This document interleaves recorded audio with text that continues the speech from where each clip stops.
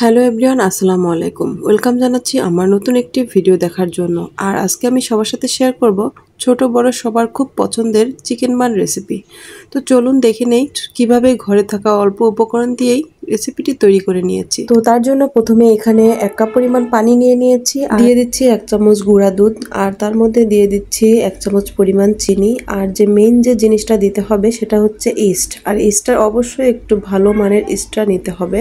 আর এখন এর মধ্যে দিয়ে দিচ্ছি 1 কাপ পরিমাণ ময়দা। এখানে চাইলে ময়দার পরিবর্তে আটাও ব্যবহার করতে পারেন, তো আমি এখানে ময়দাটা নিয়েছি। ময়দাটা নিলে বেশি রেজাল্টটা ভালো আসে। তো যাই হোক, এখানে আমি ভালো করে মিশিয়ে নিচ্ছি। আর এখানে আমার যেহেতু আরেকটু ময়দা লাগবে, সেহেতু আমি আরেকটু ময়দা দিয়ে নিচ্ছি। তারপর ডোটাকে একটু খুব সুন্দরভাবে মথে নিতে হবে। আর তারপর এর মধ্যে সামান্য পরিমাণ রান্নার তেল দিয়ে দিচ্ছি, দিয়ে আরেকটু ভালোভাবে মেখে নিতে হবে। ডোটাকে সুন্দরভাবে মেখে নেওয়ার পর 1 ঘন্টার জন্য রেস্টে রেখে দিতে হবে। তো ডোটাকে আমি রেস্টে রেখে দিয়ে তারপর এখানে মাংসের কিমাটা রেডি করে নিব। আর তার জন্য এখানে আমি একটা বুকের মাংস নিয়ে নিয়েছি, আর মাংসটাকে লবণ দিয়ে সিদ্ধ করে নিয়েছি। আর তারপর একটু হাত দিয়ে এভাবে খুলে নিয়েছি। তারপর এর মধ্যে দিয়ে দিচ্ছি আদা রসুন বাটা, দিয়ে দিচ্ছি সামান্য পরিমাণ লবণ, মরিচের গুঁড়া, জিরার গুঁড়া, আর দিয়ে দিচ্ছি গরম মশলা গুঁড়া, আর সাথে দিয়ে দিচ্ছি গোলমরিচ গুঁড়া, আর দিয়ে দিচ্ছি টমেটো সস, সাথে দিয়ে দিচ্ছি সামান্য পরিমাণ সয়া সস, দিয়ে খুব ভালোভাবে একটু ভেজে নিতে হবে। আর এর মধ্যে আমি কিছু পরিমাণ পেঁয়াজ কুচি করে দিয়েছি, এটা চাইলে অপশনাল নাও দিতে পারেন। আর এখন মাংসের কিমাটা একদমই রেডি, এখন আমি নামিয়ে নিব। আর এদিকে যে ডোটা রেস্টে রেখে দিয়েছিলাম সেটা ফুলে ডাবল হয়ে গেছে। এখন এটাকে সুন্দরভাবে আরেকটু মথে নিব। তো একটু বলে নেই, এখানে আমি 1 কাপ পরিমাণ ময়দা নিয়েছি। তো এখানে আপনারা চাইলে পরিমাণ অনুযায়ী বাড়িয়ে বা কমিয়ে নিতে পারেন। তো ডোটাকে ভালোভাবে মথে নেওয়ার পর আমি বানানোর সুবিধার্থে একটু পিস পিস করে কেটে নিচ্ছি। আমি এখানে 1 কাপ পরিমাণ ময়দায় 6 পিস করে নিয়েছি। আপনারা আপনাদের পছন্দ অনুযায়ী ছোট বা বড় যে কোনো শেপ দিয়ে নিতে পারেন।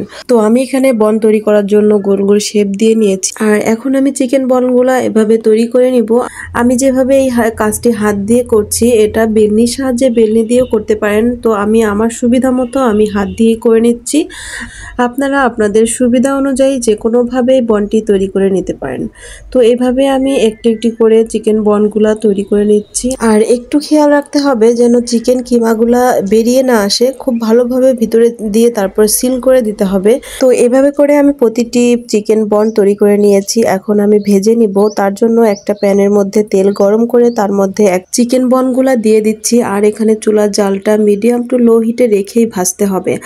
আর এই চিকেন বনগুলা তেলে ভাজতে না চাইলে ওভেনে কিংবা চুলায় বেক করে নিতে পারেন। তো এভাবে করে আমি সবগুলা চিকেন বন উল্টে পাল্টে ভেজে নিব। আর ভাজা হয়ে গেলে তারপর আমি তুলে নিচ্ছি। আমার ভাজা হয়ে গেছে। তো চাইলে এভাবে করেই খুব সহজেই তৈরি করে দিতে পারেন বাচ্চার টিফিনে, ঝটপট তৈরি হয়ে যাবে আর খেতেও সুস্বাদু হবে।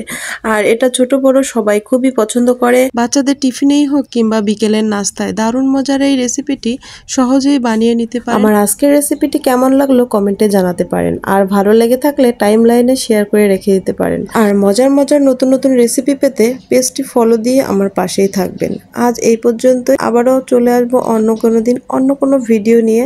সেই পর্যন্ত সবাই ভালো থাকবেন, সুস্থ থাকবেন, আর আমার সাথেই থাকবেন। আল্লাহ হাফেজ। Thanks for watching.